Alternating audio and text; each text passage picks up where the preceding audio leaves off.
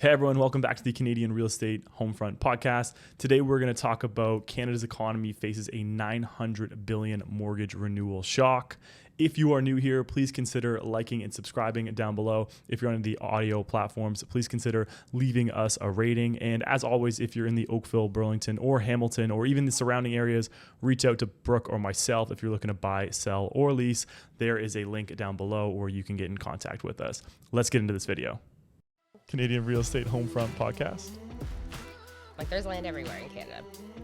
Fixed variable rate is essentially a fixed payment. So If your property ain't selling, you got to look at the price.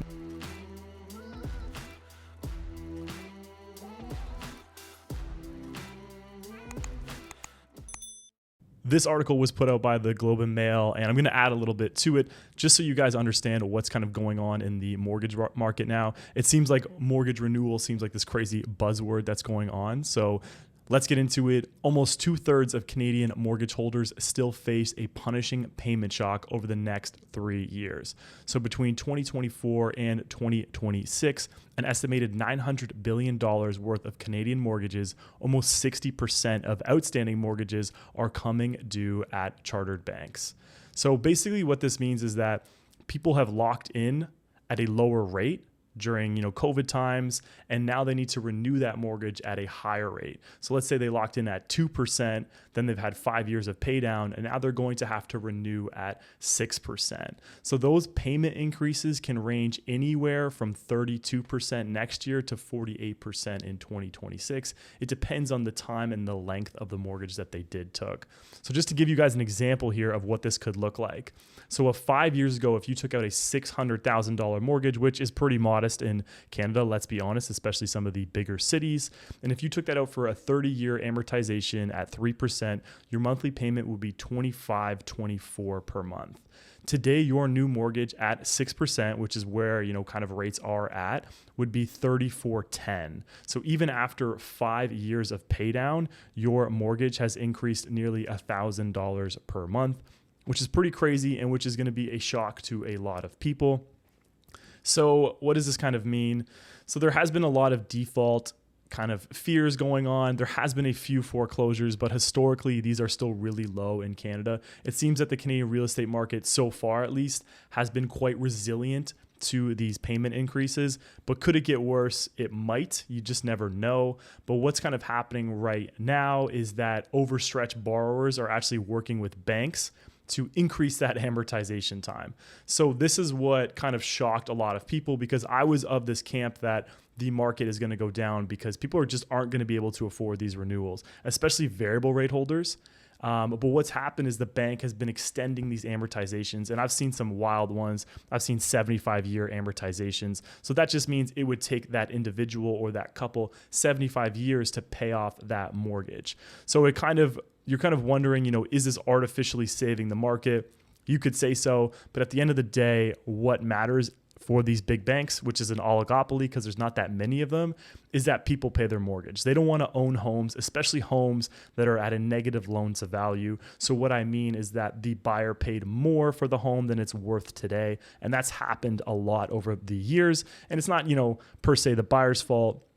It's just the way that the market went. Markets are cyclical, and when interest rates rise and there's fear in the economy, house prices do go down. They're not completely insulated, and they're not risk-free assets. So what this kind of is leading to is that although the delinquency rate is still low, it leaves households with less money to spend elsewhere. So what does that kind of mean? It means that a lot of people are going to cut back on going out to restaurants. And what that really will do is it'll hurt Canada's GDP. So what we just saw was that we saw 2 negative quarters of GDP, which is putting Canada in a technical recession.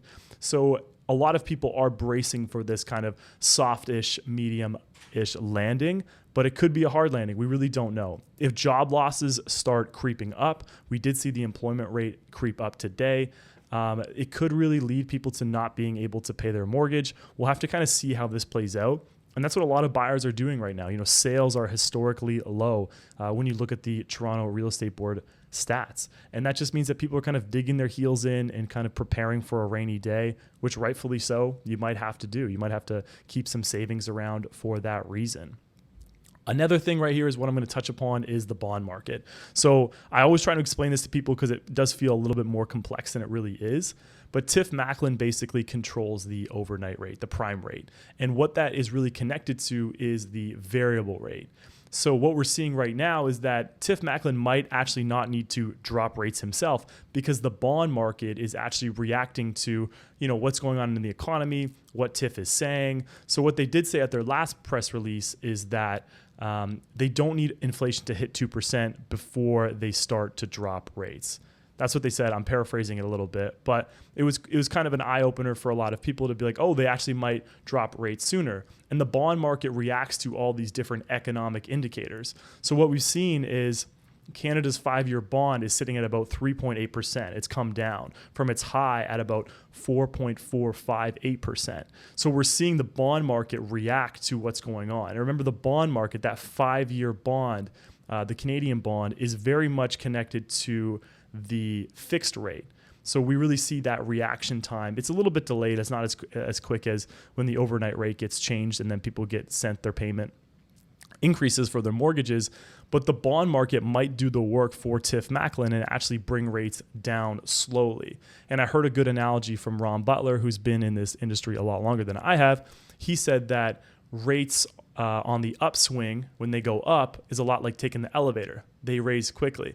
But when rates come down, they come down slower. It's like taking the stairs. So the analogy there is that rates will rise quickly, but they'll also come down quite slow. So just expect that. If you're feeling FOMO in this market, if you're feeling like, okay, they've paused now is the time to get in, I need to go in and get there, I don't think that's the truth. And if a realtor is telling you that, you should probably fire them, because I still think that this is a market where you should be looking for a deal. You should be looking for something where it fits your budget and your expenses, and you should have these different conditions in there to protect you, like an inspection, like financing. And even if you're in a different market where there's not a lot of comparables and it's kind of hard to price the home that you're looking to buy, you should have an appraisal condition just to make sure that the bank is going to appraise the property that you want to buy at the price that you're paying for it.